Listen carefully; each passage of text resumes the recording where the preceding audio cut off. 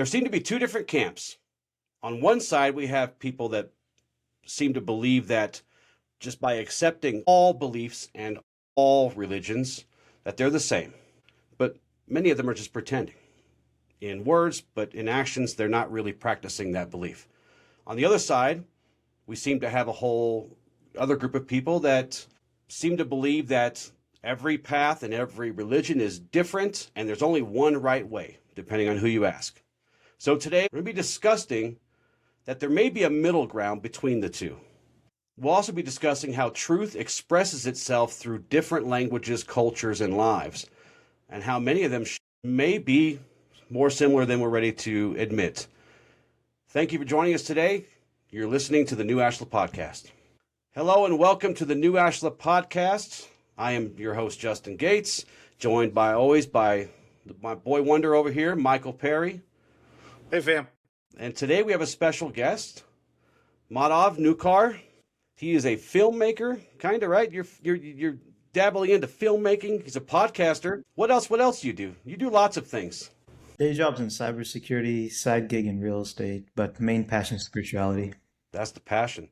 So, and of course, we talked long before this episode today, and you were telling us about your film that you're making, and I kind of got the sense was that you were visiting people who believe in different religions, different paths, they practice different things, and that somewhere along the way you started noticing something similar, but with these different people that you were talking to. Yeah, totally. I just honestly, for the last about less than a year, just been obsessed with God, as awkward as that sounds. But I'm like, each religion often claims that like they're the way to God. But if I wasn't born in that culture, I would have never found this. So that kind of never really stuck with me. And so I'm like, what is God? Why do we need God? Does God even exist? Like literally, that's like the biggest question that almost every culture kind of tries to get to. Mm-hmm. Why are we in this game? What is going on? And that's kind of been my journey lately. So I've been exploring different paths, different spiritual traditions, and perhaps trying to like just come to my own set of rules that I can follow in my life.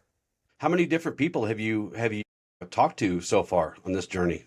Hundreds. And all of them are different spiritual paths or different religions, or were there a lot of similar ones in there? So I kind of divide it into two sections.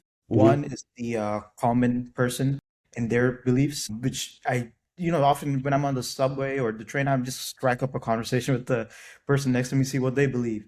Right. Then the other camp, which is like the very theologically oriented people that are actually reading books and all that. So I kind of divide it into those two camps. And I think that people kind of miss out on the first camp, the common people. Yeah. That's where the real spiritual nuggets, the real applicable part of religion actually comes in. And those are the people that I speak to more often, actually. Would you say a lot of people that come from, like, they have their own spiritual belief system, they're not necessarily a part of religion, have a lot of differing beliefs or more similar beliefs than not? It's actually more similar. Like, that's the boring answer. That's the more similar thing. So I went to India and often hear about the arguments between the Hindus and the Muslims. So I wanted to find out for myself. And I'm a Hindu. I'm like, I went to a Muslim majority area and I'm like, hey guys, what do you think about Hinduism? I'm a Hindu. Should I be scared to be here? And they were like really nice, really welcoming. They're like, no, there's no need. Everything's one. Everything's kind of the same. And I was like really surprised to hear that because I was expecting some like really like back and forth. And for the common person that I would talk to, the common Muslim or the common Hindu, I didn't get any of that. So it's like a religion is a set of rules that are kind of in a person's brain, but then their heart is sometimes elsewhere. So what I judge by like when people say that I believe in this God, I'm like, okay, sure, maybe you say you believe in it, but how do you live your day-to-day life? And that's the God I see that you really believe in. Right. Yeah.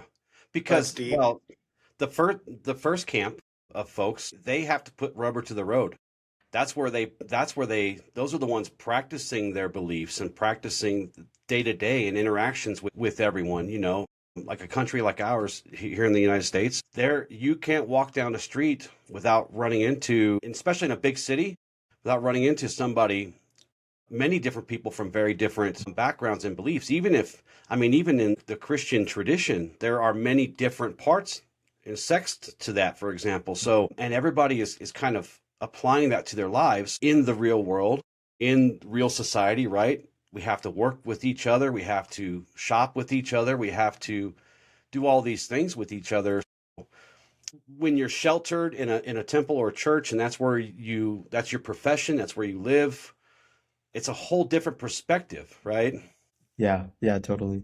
So it seems like your original motive for this was to kind of compare these different traditions. Would you say that you were kind of looking, well, I think you said you were looking for the right one for you, right? Or the right set of beliefs. And as you started doing this work, was there a particular problem that you were trying to solve through this work? Yeah, it's like I was primarily curiosity, like just Mm-hmm. what is God to everybody? That was my initial question. Mm-hmm.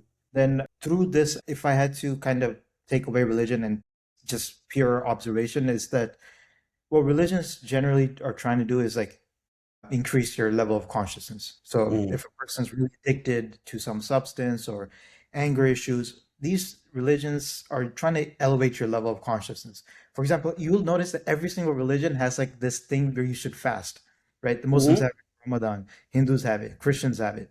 And it's like, Right. why do all these religions want you to fast? And it's like the answer that I came to is that they want you to realize that your spirit is different from your body.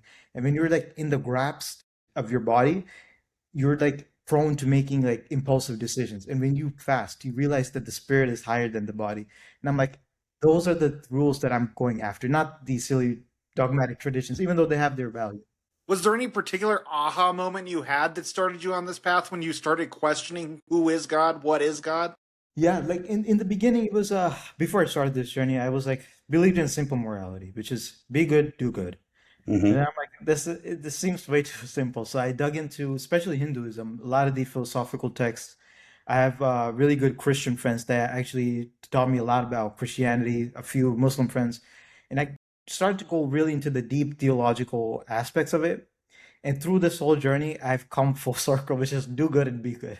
And that's like the essence. You go full circle and you realize that it's actually quite simple, but you have to go through that whole journey. And I'm like, that was my aha moment. I'm like, maybe you don't need to overcomplicate it. And the reason that you have all these complexities is for you to come back to the simple rules, which is just do good and be good. As boring as that sounds. I feel like that's the journey of life, right? We start off as kids, we're innocent, we're pure, we're light, and then we start being conditioned by experiences, by different situations, by different type of social norms we have to fit in. And as you get into spirituality, it's like now you're peeling away these layers that are conditioning to get back to your authenticity. So that's beautiful because that's exactly what that made me think of. Yeah, yeah.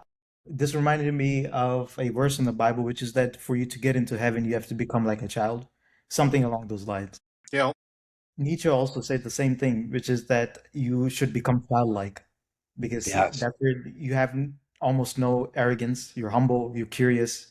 Yep. Christ said that too. Christ. Something you said, Michael, reminded me of an axiom of light. I can't go one show without filling up the axiom of light jar. It's like a cuss jar around here. If I say there's an axiom for that, right? I know what I'm getting you Um, for Christmas next year. a big jar. But the axiom of light is when we are born, we are soft and flexible. When we die, we are hard and stiff. Stiffness is a consort of death, flexibility a consort of life. The hard and stiff will be broken, and the soft and flexible will prevail. That's what that reminded me of when you said that. Because yes, we must remain curious. We must remain open. We must remain flexible. If we don't, we will break under all the stress, right? So, so what conclusion have you come to thus far regarding the different spiritual paths and the different theologies that you've kind of been exposed to? I think each one of these religious traditions are like trying to touch on a different aspect of human consciousness. Mm, For example, the story of Christ, beautiful story. Take away any religious symbolism, but it's a guy that showed love even till his last moments when he was hmm on the cross. You look at Islam and how disciplined they are. They literally have to pray 5 times a day. So hmm that's another part of human consciousness. Buddha, literally the whole story of how Buddhism started is how do we overcome suffering? And he has different techniques about going through that. So it's like different aspects of human consciousness that all these paths are trying to get to. And And like honestly, you could just learn from all the. That's why I call myself a spiritual Hindu and not a Hindu because I'm spiritual before I'm a Hindu. Right. Were you brought up in that tradition, or is this something you've kind of settled on later on? No, I was brought up in Hmm. yeah, absolutely. Yeah. In a spiritual sense, or have you kind of morphed into that? Like, were you was your upbringing very strict into Buddhism? I mean, Hinduism, very strict. Do all the theological parts, the dogmas and stuff. Was that kind of how you were brought up, and then you've kind of morphed out of that? Yeah, yeah, very much so. It was like you believe this to be true. I had to like think about, well, they could have these stories in Hinduism, but I don't know if they literally happened or not. Hmm. That was a question you weren't allowed to pose. Right. Started to pose those types of questions, and yeah, no, it was to explore different faiths to see like do other religions have like an actual account of history. And Mm. yeah, it was like a full circle moment when I come back to Hinduism, knowing that maybe it didn't happen or did happen. I don't know, and actually, I don't really care. That's the point. That's the stance I'm at now. That's kind of the thing that most Christians will point to with Christianity is that there is a 2000 and some odd year unbroken chain of history. Maybe because the Romans were good at keeping records, better than some, I suppose. Um, and maybe it's because 2000 years isn't that long ago compared to Buddhism or Hinduism or all these very much older religions where, the Romans weren't thought of back then. And there was no one really writing stuff down as well as they did. So um, I just have to say that for myself, the historical parts of it, not as big of a deal to me as it would be for some also, because, I'm only going to be alive for 100 years if I'm lucky. 2000 years, I can't even imagine that 2000 years ago or 2000 years of historical accuracy or whatever. So I just, like you, I have to look at things how they are right now and how I meet them where I'm at this moment. Yeah, that's the other thing that I've been thinking about, which is like there's like several different types of truths. Like there's a literal truth, then Hmm. there's the metaphorical truth. Like, are we gonna dismiss all of Shakespeare's work because it didn't happen literally? I think, in fact, Shakespeare's work is even more valuable because it points to some sort of underlying structure of human consciousness that he's gaining through these stories. And I Hmm. think that that's even more valuable than dissecting whether this is literally true or not. Well, that's such a great example because there is so much in the stories told through the ages of mankind. I think of Joseph Campbell. Are you familiar with Joseph Campbell? Heard of them. So he was the one who came up with the concept of the hero's journey, which is prevalent in all storytelling. And I'm probably going to butcher this, but it's someone embarks on it, or someone lives a comfortable life, they're doing their normal thing, and then something chaotic happens and they're forced to leave their home. And then when they leave their home, they end up going through all this hardship and development of the character, and then they're forced to fight the dragon at the end of the story and overcome it, return reborn. And it's just this theme that's played out in mythology and all the historical stories. I definitely recommend checking out stuff Joseph Campbell came out with because he's now like the godfather of storytelling. Yeah, that's a great point. In the beginning, I was like, I want to remove all the stories so I could just get to the philosophical part of it. Hmm. When I did that, and I just found that really dry. Philosophy is so dry It without the is. stories. The stories just encapsulate it in such a beautiful way that it sticks with you more than the philosophical axioms. Yeah. That's why there's more believers than there are philosophers in the world. Not a lot of true Stoics out there because Stoicism is very, very difficult to stick with because it is very dry. Yeah. I remember the first So time reading the Meditations. yeah, I mean, and Marcus Aurelius's Meditations is one of the most important things a person can read. But you got to come at it from, you know, a particular place. You have to not let it be so dry and so serious. Yeah.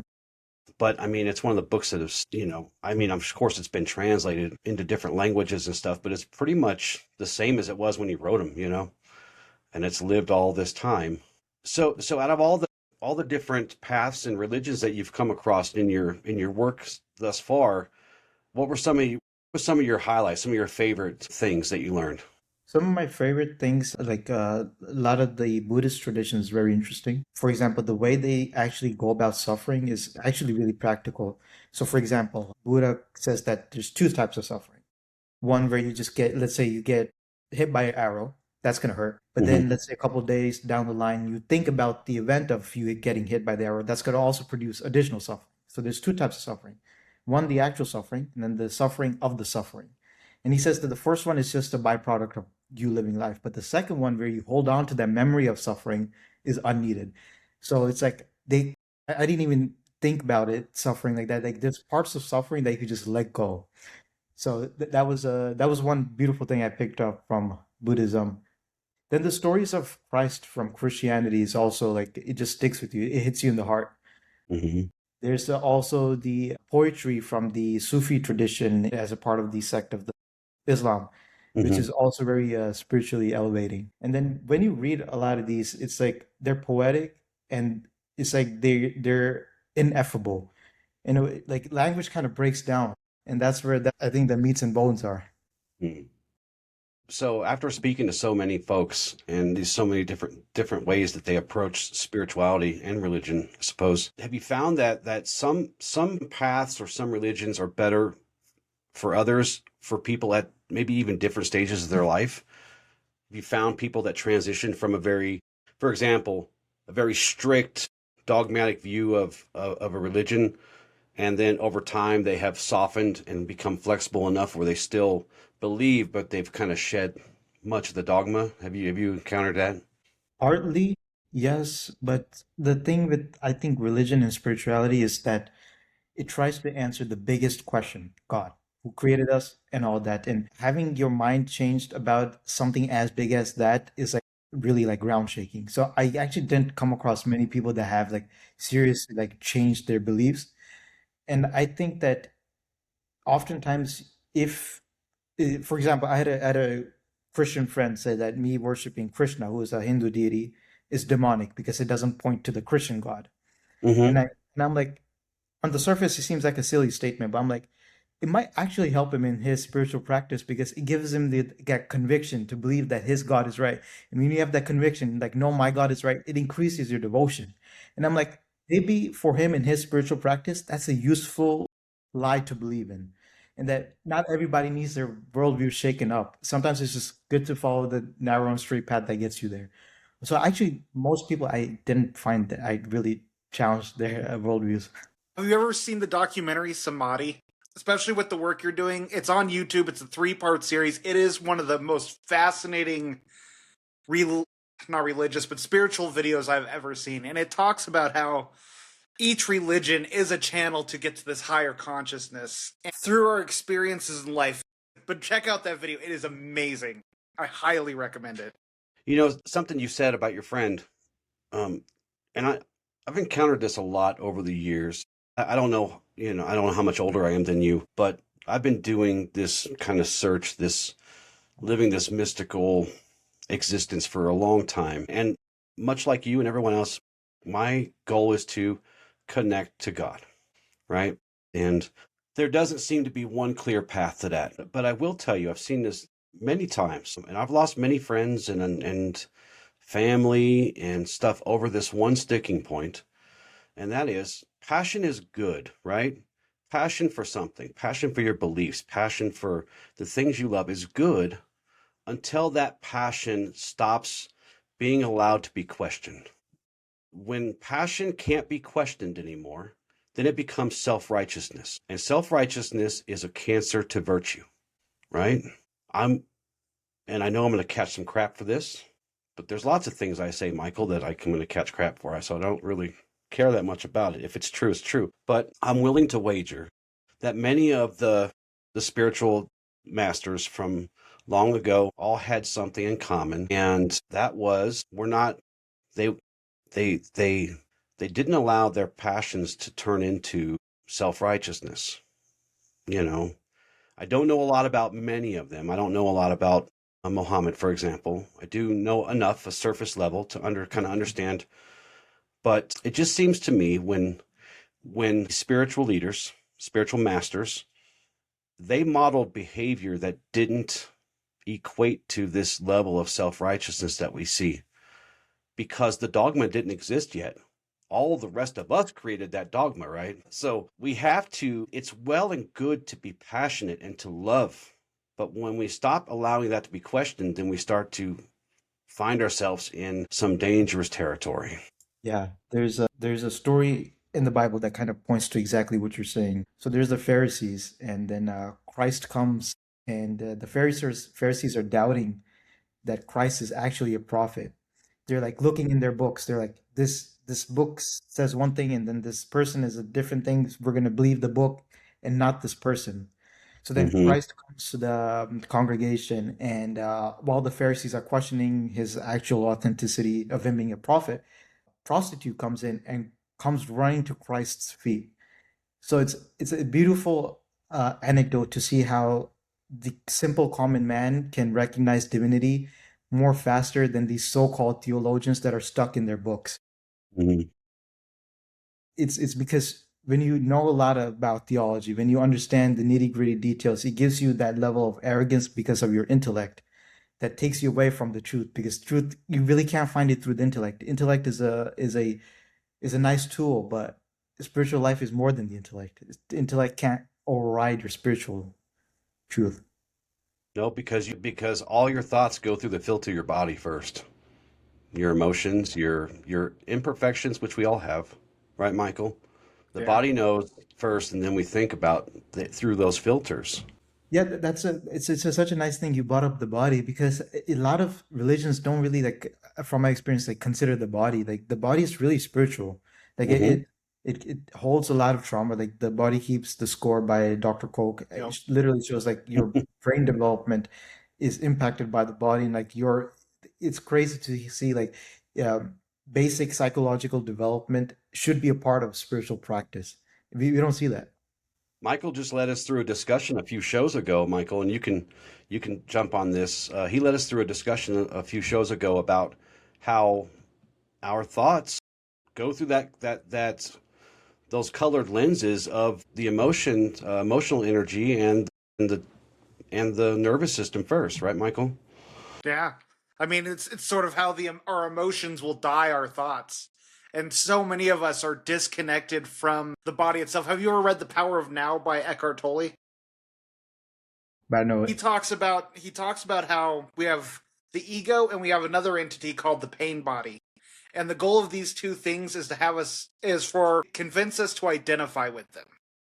And so when the body gets activated, it's the ego or it is the pain body trying to pull your thoughts into its identity. And so when we separate it, when we can start feeling our feelings instead of articulating them and trying to rationalize them, we can end up having clear thoughts, because the minute our mind touches our emotions, it's like dye to water, and our thoughts will be dyed the color of whatever feeling is coming up. Yeah, that's beautiful. That's where a lot of the yogic sciences in the Eastern tradition comes in. They say that we have like three parts, which is the body, the mind, and then the soul. But for us to get to the soul, we first have to align the body and the mind. That's why you see some like really difficult yogic poses. It's for you to train your body, which then helps you train your mind, which gets you to the soul. Mm-hmm. That makes sense. Wow. That's a perfect segue, because I was just going to ask you next, how important is discipline for people who travel these theologies, these spiritual paths? How big of a role is discipline that you've seen in all of them, for those who are super devout versus kind of just agnostic, maybe just kind of a passing belief? Yeah, that's one thing I really learned from Islam is the amount of discipline they have. Prayer 5 times a day. And they're like, it doesn't matter whether you feel like doing it or not. Your prayer itself, the act itself, is your connection to God. Whether you feel like it or not, you do it. And that, even though I would say maybe I'm like leaning towards the agnostic side of how we articulate what God is, consciousness is, that group I found doesn't have the discipline that a lot of these religious folks do. And I'm like, we need to bring in discipline back. Not just like discipline of the way that you do your rituals, but also discipline of the body, discipline of the mind. Um, Well, I think that's one of the fail safes for a lot of the modern day, a lot of the religions we have, especially in the U.S., like Christianity and Catholicism, it's all about forgiveness, which is we are forgiven for our sins, we can wash, repeat, which I think forgiveness is so important throughout so many religions because forgiveness for others, for ourselves, is necessary for spiritual development. But when we remove the blocks to allow ourselves to hold ourselves to that moral standard, it can be so detrimental to our development. Yeah. Well, that's how we heal across ourselves too, Michael. Our whole self, the mind, the body, the spirit, and the heart, the emotions. Forgiveness is at the center of all of that. Forgiveness is super important. It's really, really one of the only ways. I mean, there are some blocks that we have, and all of us get these naturally. And it's more important for us to learn to forgive than it is to receive forgiveness. Because I mean, if we can't learn to authentically forgive ourselves and others, how could we ever expect to receive that level of forgiveness from God or from, whoever, whatever you believe in? But I think there has to be, I mean, forgiveness is at the center of many of these, just more kind of more outspoken about it, like Christianity, it's kind of the whole point, right? Forgiveness of sin. So have you come across any kind of, and I'm going to try to word this very carefully because I'm not trying to offend anybody out here, but there do seem to be spiritual practices and theologies or different sects of theology that has really heavy dogma that doesn't seem to work well.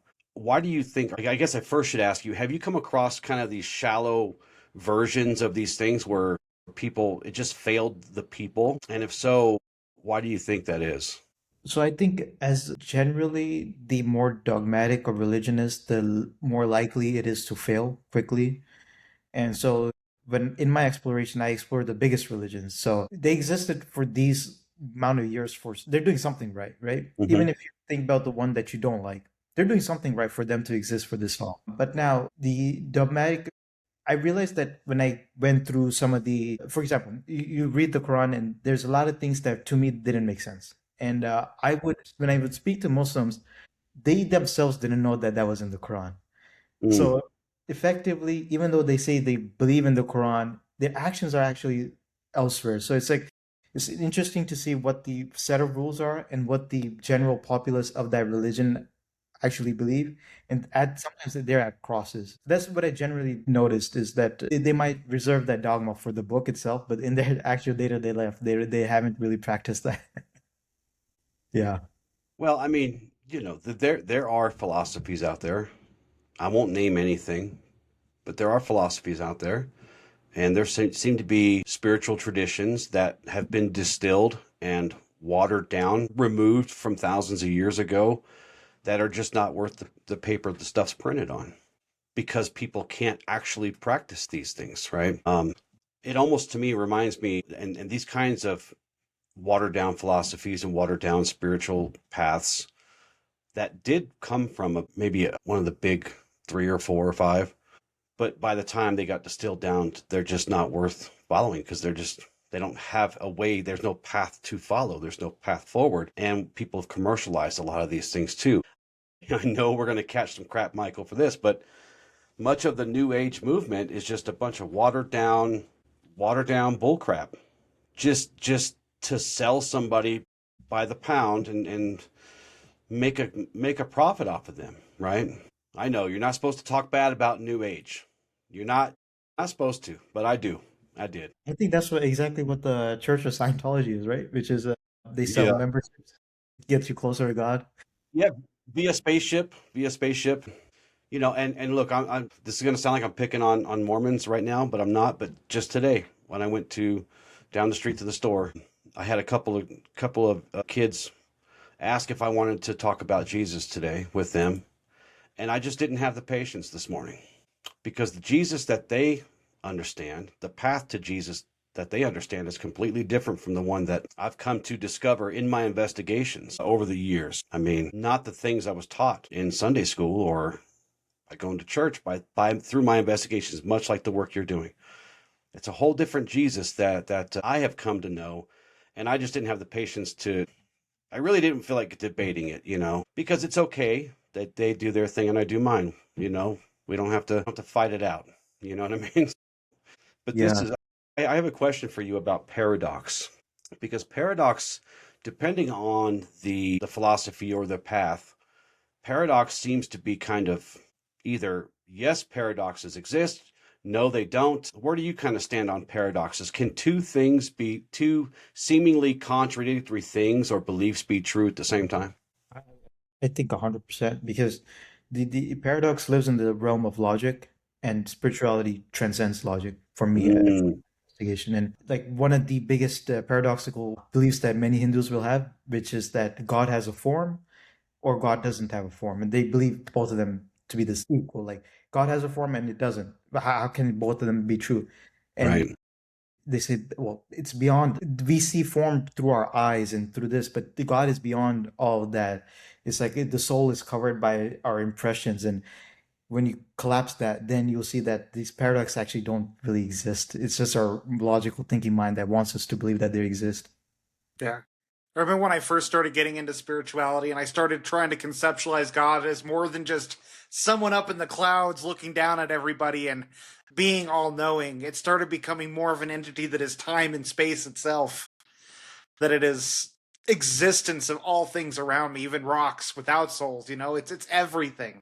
Yeah, yeah, it's it's such a hard thing for me, which is that I agree with how you just encapsulated God, but then it's like, how do I have a personal relationship with something that's formless, that transcends time? Like I can't have that personal relationship. One of the poets in the Eastern tradition says, what happens when God comes in front of you and Guru comes in front of you? Who are you going to bow down to first, God or Guru?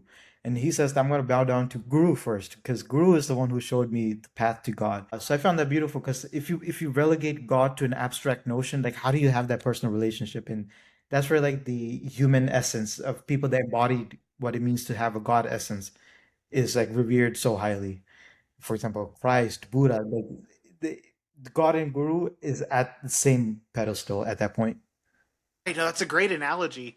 And like thinking about that question, I mean, I think it comes back to your original statement, the greatest lesson you've learned on this journey, and that's do good, be good.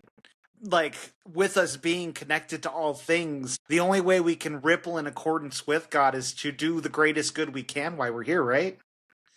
To have the greatest impact, to leave the ripples we're supposed to.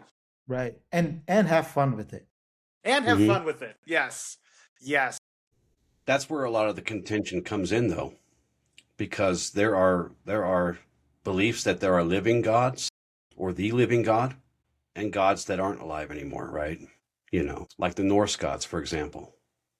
We don't see them anywhere, but people believe that that God is alive, is living, that Jesus proved that, right? That's also another point of contention, whether Jesus is a form of God or just a prophet. That's where the Muslims and the Christians kind of argue a lot, because they believe that Christ was miraculous and was a prophet, and they don't believe that he was God in human form. And I've heard Christians, and I'm not picking on you guys. This is where I come from, right? This is my background. I was born in a Christian culture, like most of us were here. But a lot of them will say, well, I worship God the Father because God the Father is alive and the other gods are dead, right? Which is neither here nor there. It's not, there's no way for me to know for one way or the other, right? I don't know enough about Hinduism, for example, to know if those gods are alive or they're dead.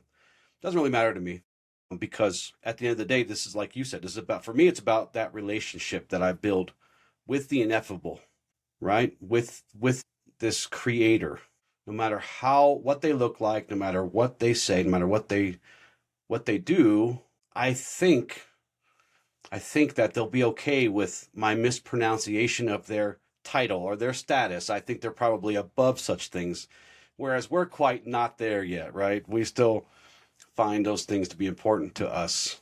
I don't think there's a bunch of gods up there fighting it out. I think we're the ones fighting it out here. And whether there's one God or many versions of that, I don't think they trouble themselves, or he or she troubles themselves with the squabbles of puny man.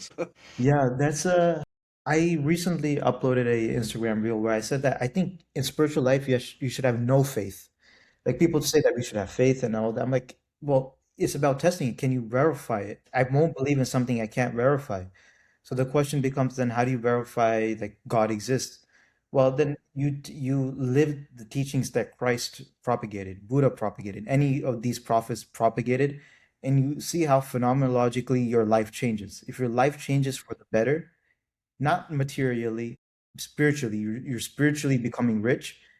It's true. That's how I categorize as true. And like I actually find faith as like a as lazy thinking. Like it's just easy to have faith, but I'm like you should verify it. And if you come to the conclusion that the one of the Norse god is true for you because it elevated your consciousness, then who am I to say that that's wrong? Right. So that would be my question to you. Who is right? Who is wrong, right? Which one works, which one doesn't, right? That seems to be the debate amongst enthusiastic believers. Yeah, no, I went to a lot of Hindu temples in my time in India, and I was asking that exact question. Like, there's so many. Who do I believe in? And they were like, well, at a certain level, what does a human want? They want love, they want peace. For the most part, that's what they want. Now, the way that they think that they might get that is probably wrong. Like some people might think that becoming rich might make them happy, and then it turns out it really doesn't. Those are like eternal wisdom truths. But anyways, the point that most people want is love. They want all that. And if you could find the strategy that could give you the most optimal amount of love, no matter in what situation you're in, no matter if you're being hung on the cross as your final act, and if you still find love in that gruesome amount of suffering, you won. Like that's you won life. Hmm. I remember when I was going through one of the darkest periods in my life, and the one thing I wanted to hold on to is like, I know I had this light about me that I cared about so much in life. Even though I was screwed over by people, I was going through things that no one should have to go through. It was like, I don't want to lose that light. I don't want to lose my love for humanity because that's what it is. I don't want to taint my perception and scorn the world for other because of other people. And I think you're absolutely right that in suffering, I have this phrase where it's like we either get bitter or we get better. And it's holding on to the love is what carries people through that. Yeah, that's actually beautiful. I don't know if you guys noticed, like some of the most wisest and like the most spiritual people that you actually respect have gone through like terrible backgrounds. Like they had the most amount of sufferings, and it's like the kind of theory that I'm coming to is like suffering is like a purification process. Kind of breaks your worldview, breaks you open, and then suddenly the things that you thought would give you love and happiness aren't there, or they're not doing that anymore, and you have to find that internally. And when you find that internally, it becomes like you opened a fountain of love that was already within you that suffering taught you. It's the unforgiving process of alchemy. We are not built, we're, I'll put it like this. Those of us who we would consider the best among us, spiritually, physically, mentally, the best of the best, they got there because they put themselves, or they were put through the forge, right? Weapons are not the sharpest, strongest, most beautiful weapons are made in a forge. The strongest shields are made in a forge, made from trees that withstood hundreds and hundreds and hundreds of years of storms and abuse, heat and pressure, right? And it's when we choose. Now, we all go through suffering. We all go through traumas. We all go through these things. And much of that is done without our even knowing. We don't even remember some of this stuff. And depends on who you ask. And I think this is a very distinct possibility from other lifetimes ago, perhaps. But the body remembers. The body always remembers, Michael, right? Something Michael says all the time. Yeah. The body remembers. And we have to be put through this forge, through this process. We must be refined through alchemy, and that alchemy for us is this meat grinder, man. It just through suffering. Michael said this before, and I agree with him, that suffering is a necessary part of our evolution, right? It's where our spiritual self meets our survival self. It's where we are refined through the trials of life. And nobody gets through it without bumps and bruises and scrapes and scars. It's just when we learn to surrender to that process of alchemy, we learn to surrender to that, to understand and give it to God, as they say, because we don't always know the best way forward. Yeah, that's That's one other thing that religion does beautifully, which is that it kind of romanticizes suffering. Hmm. But like almost it's like God is testing you. You're God's Right. chosen ones. That's why you're suffering. Yeah. Just flips it. That's why like even though maybe I'm like spiritually agnostic, having that personal relationship with Krishna, for example, is like he's got my back. I don't have to worry about it. And that narrative just keeps that suffering like intact. Yeah. I've come to the conclusion after all these many years that I don't know. I don't know. Right? I'm happy to admit that I don't know for sure. Um, when Michael when Michael became my student and was apprenticing with me, he had asked me some big questions about God and about creation, about these things. I said, well, I have some working theories, and my theories are always in play. They're always being tested and tested and tested, right? But the short answer, Michael, is I don't know. I just don't know for sure, right? And that's an honest answer. I think I have more respect for people when they tell me, well, this is what I think might have happened, or this is what I think. And as long as those ideals are still growing and they're still being shaped as the person grows, because we can only meet ourselves where we are in the moment, right? I think that's the most honest thing. And I think that's where we're closest to God, as it were. I have to ask, and I'll ask you guys this question. Something that I ponder quite often is it possible that there was a creating force, right? That created everything that we have known, everything that we experience, everything around us, down to the very tiniest molecule, that we then created avatars to try and understand that. That's where all these different gods and these different deities and all these different big G's and little G's, right, come from. What do you guys think?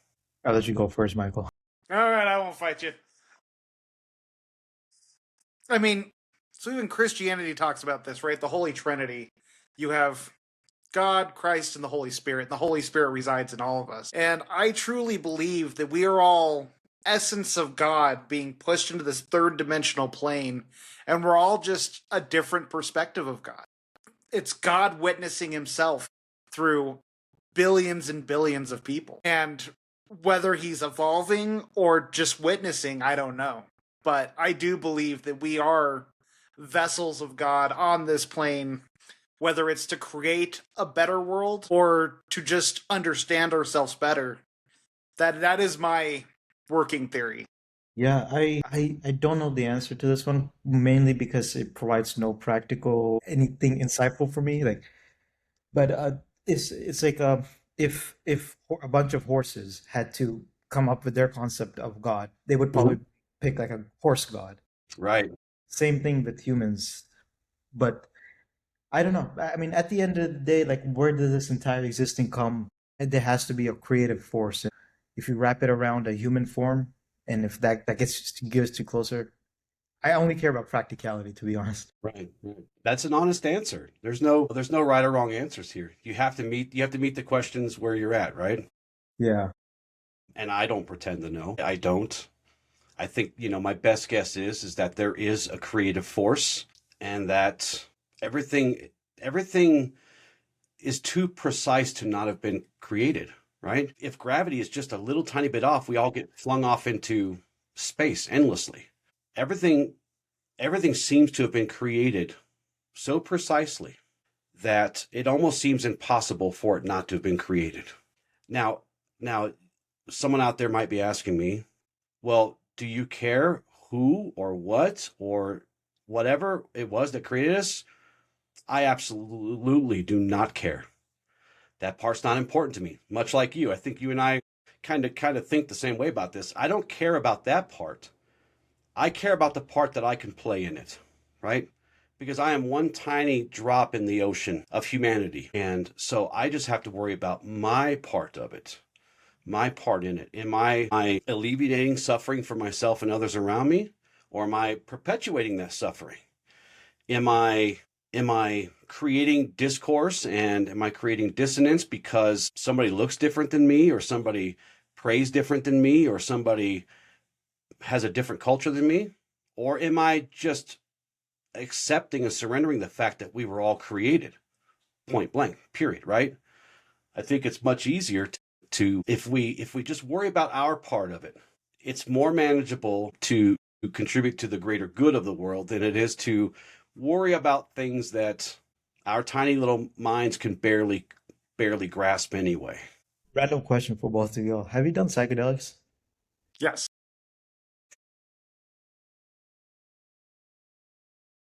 I asked because it kind of just changes your whole perception of reality. If I you do will it. say, I will say, and I'll say this very carefully because of my profession. Under the supervision of a doctor, I have done microdosing of psilocybin. Sorry, that's the only. Yeah, yeah. So I was speaking to someone and they kind of compared suffering and psychedelics together.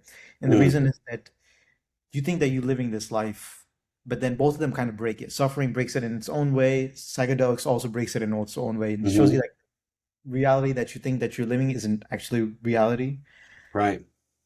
And I think like a lot of the answers where a lot of the questions where we obsess about like creation, like how did we come from, and those questions just evaporate in those kind of elevated states of consciousness. They stop Yeah. mattering. hmm I will say, I'm not against the use of psychedelics, especially under controlled conditions where people can be safe. And nowadays, there's a lot of both spiritual evidence and scientific evidence that psychedelics actually do heal traumas and the maladies of the mind and the maladies of the body. And I'm happy that we've finally gotten out of the whole idea that all of this stuff is bad for us. I think anything to the extreme is bad for us, but a lot of headway's been made lately. People are literally being healed from PTSD, severe PTSD from 1 or 2 sessions under the care of a doctor, for example, using psilocybin. Shamans and spiritual people have been using psychedelics for thousands and tens and hundreds of thousands of years. And here we are still. So, I mean, that's proof enough for me, right? Do people abuse things? Of course they do. We should not abuse anything, but Yeah, I and think like there's, the molecule that a lot of these mushrooms produce, DMT, you could do that naturally through meditation. Obviously, it's going to take some more time, but Yeah. that's yeah. yeah, that's Well, where I, like I was I was going to say that I did go through a series of microdosing psilocybin, and for me, because I've been meditating for 25 plus years now, it didn't give me much. It didn't give me a different effect. It didn't give me any kind of effect that I didn't already enjoy from meditation. So, but that doesn't mean meditation is the best. I'll never say that any one thing is the best simply because it depends on the individual. Just like not one diet will works for everyone. Everybody has to understand what their body needs. For example, meditation can be harmful to people under psychosis. For example, right? If you do this strict Zen void meditation type stuff, the really traditional stuff, and you're not in a good space here, and your nervous system's not in a good space, it can really, really wreck you and remove years of therapy, remove years of positive growth. So not everything is best, right? When I started mentoring Michael, it was like, we had these discussions about, what meditation is the best, Justin? I don't know. I know which ones are best for me. Here's like 20 that you can try. If none of Yep. these work for you or they cause you harm, whatever, come back to me and we'll find something that works for you. It doesn't even have to be meditation, right? Maybe for you it's better that you just write stuff down. Maybe that's your meditation, right? So I think, especially in the West, and you could speak to this because you've been kind of studying both sides of the earth here. In the West, we tend to get fixated on the right way or the only way or the best way or whatever. yeah, it's like having a spiritual toolbox. Yes. You pick the tool that you need, and you don't need a hammer the whole time. You don't need to meditate the whole time. That's actually one of the uh, in one of these stories of Hinduism, the guy's like, "Yo, what if I just meditate in a cave?" And then God comes to him and be like, "No, you can't do that. You have to fight this war because that's your duty in this life." Mm. There's different tools for different spiritual practices. That's why I'm like, explore every faith and pick up everything that you want to pick up and almost create your own religion if you want. Right. Yeah. Well, I think we're in a day and age where that's becoming very popular. I think one of the things Justin was talking about earlier is really important when it comes to a lot of the new age stuff, because a lot of people might have that one good experience with something traumatic they went through that helped them overcome it, and then they go to market that, but they try to sell it as this will fix everything in your life. And I think that there is nothing wrong with building your own understanding of God, of faith, of but we must be discerning on when we are placating to avoidance or trying to avoid or trying to we're Bypass. trying to fast track it. What'd you say? Bypass. Yeah, When we bypass. use when we use philosophy and spirituality to bypass the healing process. To touch upon something you said earlier about, how suffering is a part of life, but it helps us feel better knowing that our God or God has our back and we're being tested.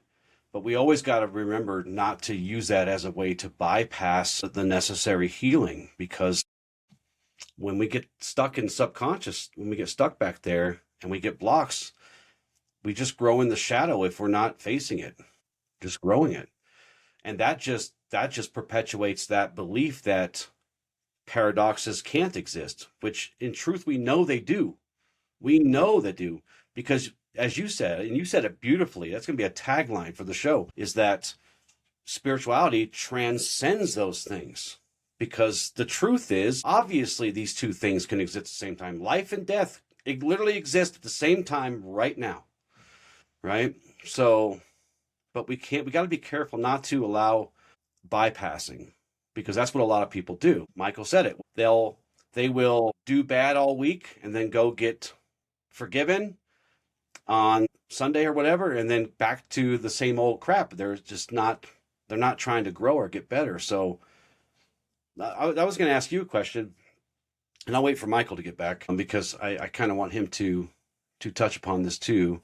Yeah, this I like this spiritual bypassing. It's like if you yeah, I asked my Christian friends something, and it's like come to Christ, solution for everything. I'm like, that it sounds nice, but then there's like doesn't really address the core issues, and that's where like I really the seven chakras. It's like the Mm-hmm. seven energy Yep. centers.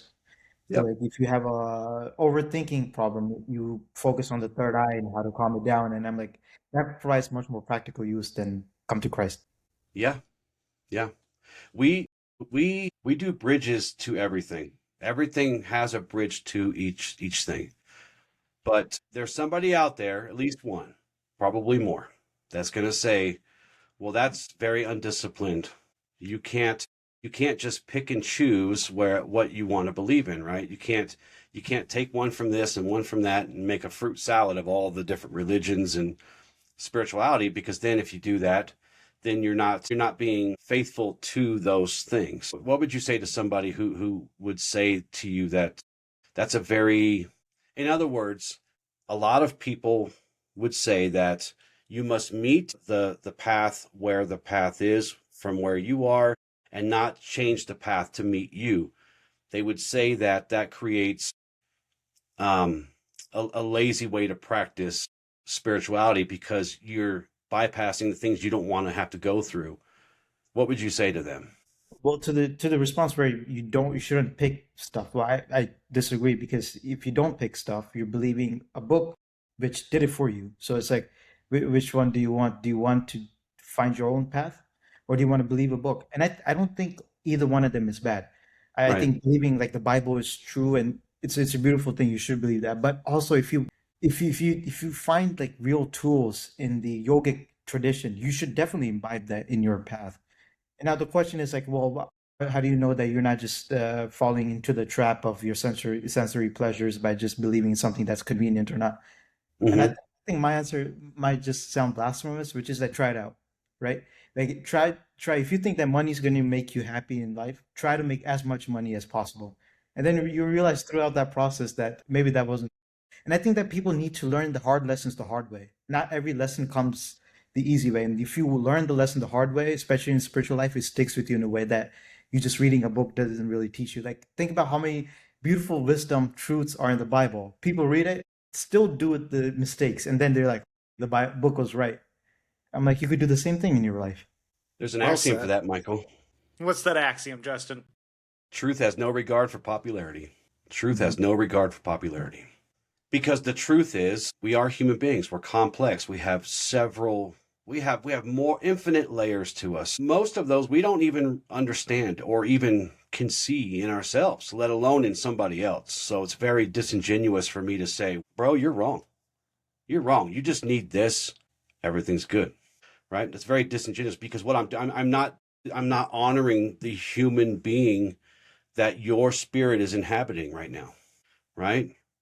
So if I want to be as close to the foundational truths of that, most of these, what I would call paths of light that they share, if I want to respect that foundational truth or these foundational truths, because they all do carry some foundational truths, then I have to just respect the fact that you are a human being. You're a spirit inside of a human being. And I don't care what created that. I don't care about defining that. But I have to respect that you are a living, breathing being. And then we go from there. That's where we start, right?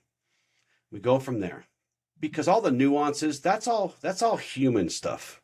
That's lower than spirit, right? All day today I was watching, I was working on my new book, and I was working on podcast. I was working on just a lot of different things, and I kept seeing these on social media about everybody's trying to kill the ego. Michael and I have done many shows about this, and we've begged them, stop trying to kill your ego. Stop, stop, stop.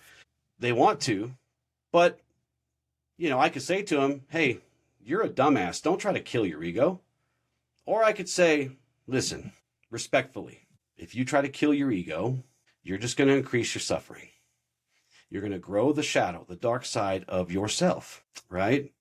You think you can transcend ego, then you just get spiritual ego, which is almost worse than human ego, right? But all of these things, it's been my experience, all these things have enough foundational truths that we should all be able to get along and sit down and talk to each other about these things. The differences and the nuances between, those are all human things. They're not respective to creation. Yeah. To the ego point, I was meditating and I had a little bit of an insight, which is if you just pull back and look at your awareness, there's a couple different parts of you that is going on, right? There's the mind that's running with thoughts, there's the body that feels sensations, there's the emotions. And I had this flash of insight, and they were all just separated. But it was some mechanism that was tying it all together into a captivating narrative of this is a human being going through life. But when you separate them, you realize that the body is separate, the minds are separate, the ego is separate, and they're all just tools that are helping you navigate this entire universe that let you see out of your eyes. When you're trying to kill your ego, but that's just an inherent part of your human existence. You killing your ego just doesn't do anything. Wanting to kill your body because it hurts sometimes when somebody punches it. It's Right. like it's like different parts of your awareness. Sorry, I just had to share that little insight. No, No, that was that's beautiful. yeah, that's true. I would call that a truth, right? It's a fundamental truth of existence. We can't destroy the parts we don't like and expect to be whole. Yeah, yeah. There's a beautiful saying in Buddhism, which is that they try to go for enlightenment. Is that before you go for enlightenment, you're gonna have to chop wood and carry water, and after enlightenment, you're gonna have to chop wood and carry water. Nothing changes. No, no, no, just the amount of your suffering because you have learned acceptance. You have surrendered in a way. Yeah. One thing I want to touch on, we were talking about this a little bit ago, but I think it's really important, especially to the work you're doing. And it's when it comes to picking spirituality, different things that fit our understanding of the way the universe works. I'm a big believer in schemas and how we all operate from our own narratives, our own understanding of how the world works and how we fit into the world. And so I think it's so important for people to really cultivate their own understanding of God, of spirituality, and and try these different things. I love how you said, do it, and then if it doesn't work out, you learn the lesson because we need to challenge our schemas. But one of the things that makes religion so difficult is it's so rigid in its approach to teaching. And it works because it does have the important lessons we need to embody. But there is so much importance in us being able to open our understanding, to be open to the information that's out there and to challenge our own beliefs, because through that, we can begin fitting puzzle pieces that maybe didn't fit for these people, but we put it into our puzzle and it fits right in and gives us a greater picture. And I wanted to make sure I touched on that before we moved any further past that. Yeah, that's a beautiful point. You notice that every religion has like a cosmological map. Mm-hmm. The Christians believe in heaven or hell. The Hindus believe in reincarnation. You can't really test either one of them, but it's like just give you a map, like a video game has a map. They give you a map, and it's like you just insert yourself in that universe, and like now suddenly you have purpose, you have meaning, and yeah, that reminded me of that. But at the same time, that doesn't work for people sometimes.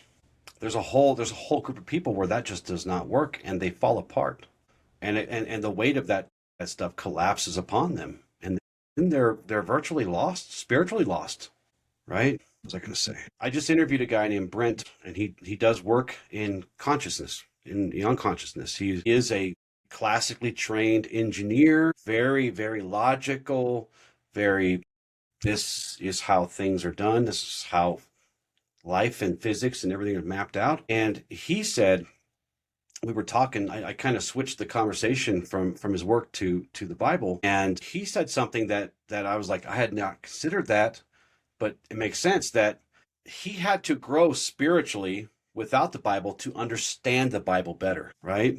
So as we evolve through these different understandings, we start to meet these things as from where we are, from these different points along our path. And this is why, again, I come back to, it's very difficult for me to say, this is the one true way. This is not the true way. We must fight about this. And people kill each other over it, unfortunately. But just like everything I teach, everything I do, all the axioms of light, they will meet you differently as you progress along your path. And notice I said your path, right? It's not the path or not this path, but your path, because we all, again, come at this from different starting points along. Imagine it being a racetrack, right? We have the Olympics going on right now. I know this is the Winter Olympics, but imagine we have the track, right? We all had those in school, and we would race each other around. But imagine how that race would look if we all got to start at different points along the track. Well, of course, someone's going to win if they only have a few steps left, right? So the track meets us where we're at. If it was a race, then it would be unfair. But my point is, all of these things tend to meet us at different points along the way. I look at the Bible now and I read it way differently. I understand it way differently because I had to grow and integrate other understandings first, which again, I don't know how. I can't logically understand how people can get hung up on this is the only way. This is the only way, because that's the only way for you right now, where you're at. Yeah, this reminded me of the question of evil, and the Abrahamic definition is to miss the mark.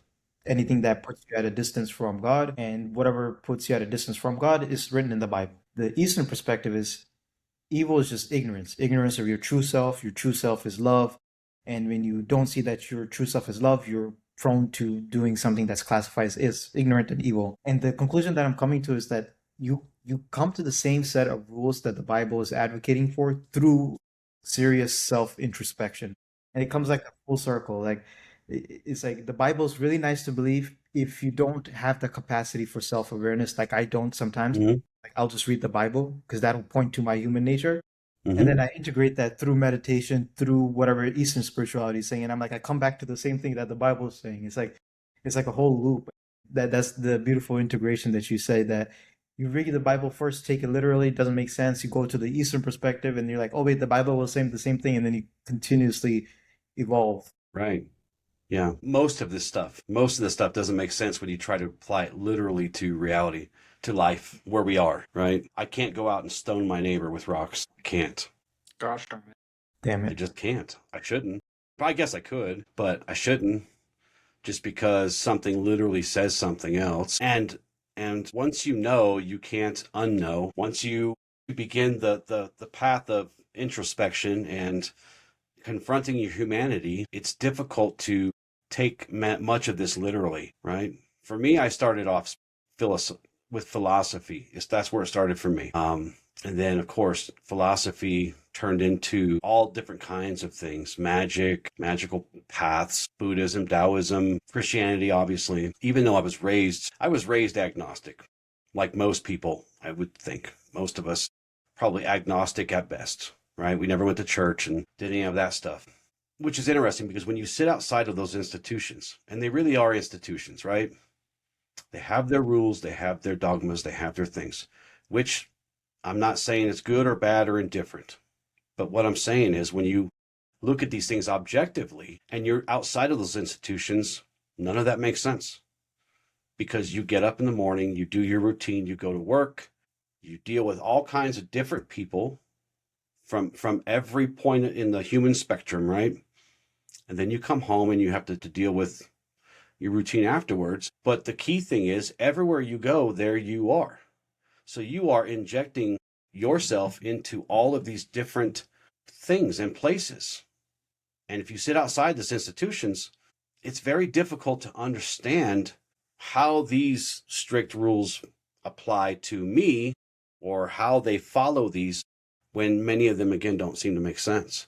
That's why spirituality is more favored than religion. I have many close friends that some of them are pastors, and we have these conversations all the time where I say, well, this is nice, but why is it that I only hear a Christian pastor preaching from the Torah, basically, from the Old Testament, when from an objective perspective, I look at the Bible and say, well, yes, that is the history, but here's the new covenant, right? This is where things change. Christ fulfilled all this stuff. We don't even need to worry about most of that anymore. All the harsh judgments and all the hard things, right?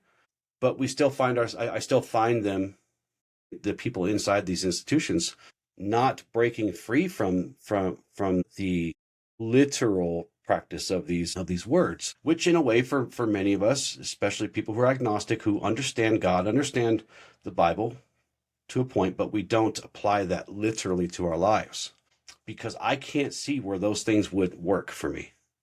And it's not that I'm being lazy, right? It's not that I'm trying to bypass doing good things. It just doesn't make sense in reality. Yeah, that's one of the conclusions I'm coming through in this spiritual journey, which is that a lot of religion, at the meat of it, is a cultural identity, not really a search for God. It's like just like a father and son have a beer on a Sunday evening. You replace that with whatever religious ritual you want, and that becomes your cultural identity. It's nice, but it's culture, not spiritual. That's the point I'm coming to. Yeah. And I find it hard to imagine that the great creating force of literally everything, every contradictive, every paradoxical thing in this universe that perfectly works together really cares that much about how different our cultures are. I think that's a us thing, right? Like, I think we did that. Yeah, God gave us spirituality, and then the devil said, "Let me organize it for you." That's great. Yeah. I mean, light and shadow, light and dark. These are forces that work together. Yeah, It's yeah, just true. It's just, it's, and as you said, you ascend past the dual thinking. But I think at least for me, that's the capacity that I can get to, is getting past the dualistic thinking.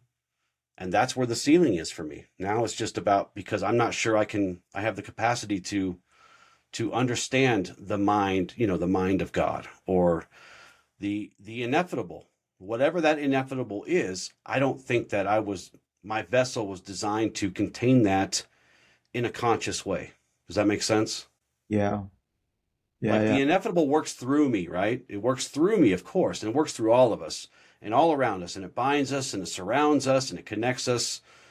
But trying to conceptualize that into, this is the truth about whatever, I don't know if we're capable of that. And it's just better to surrender to the idea that, again, we just got to do what we can do and not worry about that part. There's a story, a very ancient Indian sage is teaching his students, teaches them about the nature of God, everything, for hours and hours. And then at the end, he asks students, did you guys understand? And they're all saying, yeah, we understood. And he's like, damn it, I failed. If you say that you understand, you actually didn't understand. Right.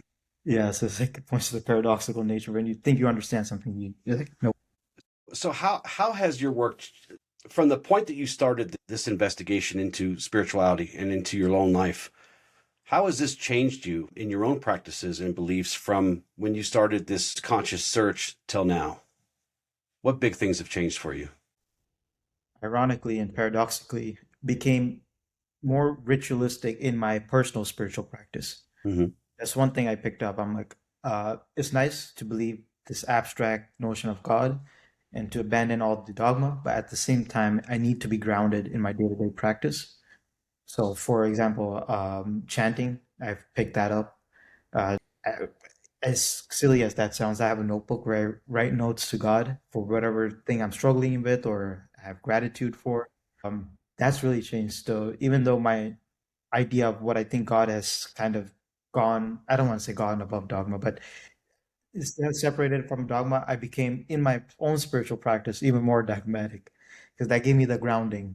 It gave me that daily thing that I could look forward to. And that's forgetting all the documentary stuff. I think that's been the most rewarding thing for me, at least. What do I always say to you, Michael? Better your own dogma than someone else's? Yeah. And I gotta say, I noticed that was a big transition for me. I grew up very Christian, and as I made this transition, I've become a spiritual Christian. And I've always been one to pray, but the amount of spirituality, the amount of closeness to God and rituals I practice now is so much, there's so much more compared to what I used to do. I mean, I do things like meditation. I do even more prayer than I used to. I do different ceremonies. So, moon ceremonies. I'll go ahead and spend that time to try to get closer to God. There's just all these different practices that are now a part of my almost everyday life that have blossomed due to getting on this path. So I resonate with that a lot. That's beautiful. Yeah, I learned about the Eucharist and like how the Catholics and the Orthodox have a different way of saying Mm-hmm. one group does this and the other group does this, the Mm-hmm. opposite. And I'm like, on the surface, forget all of the distinctions, but them trying to understand the nitty-gritty theological details. And they're like, every Mm-hmm. time I do this, now they understand the connection. It's not just a physical act. They understand the theology, regardless of whether it's right or wrong. It's like, Exactly. it adds that conviction. And I found that beautiful. I don't think any of it's silly. Yeah. I don't think, I don't think it's silly that you chant, because look, ultimately, the goal of the mystic is to connect with God, to enter into relationship with. Just like to heal, we must enter into relationship with our shadows. We must enter into relationship with our emotions. We must enter into relationship with our body and our minds. It doesn't matter. No two couples enter into relationship the same way. No two couples sustain those relationships in the same way. Michael and his wife maintain their relationship the way that only those two can. My wife and I only the way that we can. So there is nothing silly. There is nothing right or wrong about how you or me or all of you connect to that light of creation, that creating body, and it doesn't matter. It doesn't matter who or what they look like or what sex they are. None of that. All that only matters to you if that's how you enter into relationship with. Ultimately, that's really where that connection becomes strong. I can't sit here and say, I'd be lying if I said, nope, stop your chanting. That's wrong. Michael, you're praying wrong. Stop howling at the moon or whatever you do. Knock that crap off. That's not right. That's horse crap. It's right if that does that, then it's right. Right. But that's where all the conflict comes from. Yeah. It's beautifully put. Yeah, that's where we're fighting over the semantics of things, and I think that's so silly. But, I'm a human being, so I get dragged into that crap too sometimes. Catch me on the wrong day. I'm just like full of piss and vinegar. And I'm like, no, you want to fight? Let's fight. I'm the right way. You're the wrong way. Let's do it. Right. Those are human problems. Yeah, it's Those just humans want to fight. are sometimes, but this is why we're down here to learn, and we're not up there having learned, if there ever is an end anyway, right? Yeah. So has your faith strengthened or softened in some way? Did you started out in I guess we would just call it Orthodox Hinduism, where it's very right. Has your faith softened? Has your faith grown? Is it strengthened? Has it become more? Well, I guess I shouldn't say has it become more rigid, because obviously you've transcended into spirituality. Are there areas that you're still trying to work out to get closer? Yeah, I was part of a Hindu sect that was very much Christian-like in terms of the way they Mm, thought. One real path, and this yogi that came in the 1800s who started this Hindu sect is the way to God. mm, And I still have the necklace that they made us wear. mm, Eventually, I broke out of that, and now it's for me. It's like I really want to investigate consciousness. I think that's like where for me maybe God is like it's like we all have this body mind, but there's a spirit that animates it that's like behind all that. And where did that come from? And because that seems like the line that kind of blends every human. Every human has that spirit. And that spirit has no color, that spirit has no attributes. It's just like the electricity inside of a light bulb. And so that's where my exploration is going next. It's removing all the dogma and seeing like what is this consciousness that everybody has. mm. What about friends and family over the years? Have you caught a lot of flack for going on these explorations into your connection and relationship with God? Yeah, in the beginning, yeah, I got a little bit of flack when I went to the mosque to do a prayer. The Mm, same I went to the church, but the Hindu mind is kind of already used to pluralism, just because hmm. there's so many Hindu gods, and like Yeah. all I had to say is, look, just think of Christ as another Hindu god, and they're like, oh, okay, we kind of see where that's going. It's with my loving Christian friends that I have more trouble trying to make them understand that hey, there could be multiple paths. Right. Yeah. Yeah. And well, and I could be wrong, and I'm sure some scholar on YouTube is going to beat the crap out of me for this, but I think a lot of that comes from more ancient than Christianity, where the culture, the early cultures and stuff were fragmented because of the different gods, and caused a lot of problems and fighting, and it was easier to kind of get us all at least together without fighting over those things if we had just one God to worship, one God to kind of put our banner on. Yeah. Yeah. Yeah. Yeah, that's when you think about like the religions that are really like have a very defined notion of God, the question I ask to those followers is like, yeah, you have a very defined notion of God, but the way that each one of those members of that religion relate to God is different. Like, right? Like, so in effect, the God is still different. Uh, Yes. Yeah. Yeah. Michael, do you have any final questions before we wrap this up? No, this has been a great conversation, though. It really has. Likewise, thank you.